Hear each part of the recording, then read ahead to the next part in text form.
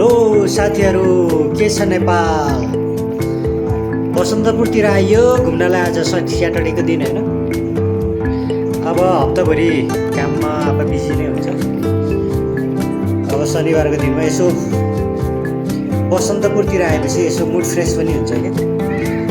हप्ताभरिको थकान पनि मेटिन्छ। त्यही भएर चाहिँ यसो बसन्तपुरतिर घुम्न आएको साथीहरू।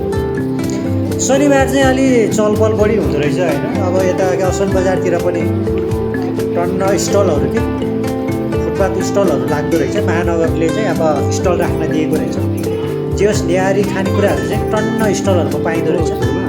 तर यो बसन्तपुर क्षेत्रमा चाहिँ अब त्यो स्टलहरू छैन है। शनिबारको दिनमा नहुँदो रहेछ। अब बस्नु पनि यो अलि विश्व सम्पदा सूचीमा परेको कारणले पनि यो ठाउँमा चाहिँ अब बसन्तपुरमा चाहिँ अब स्टलहरू राख्ने जे होस् यसरी चाहिँ बसन्तपुरतिर आज सुटिङ पनि भइरहेको छ हो साथीहरू।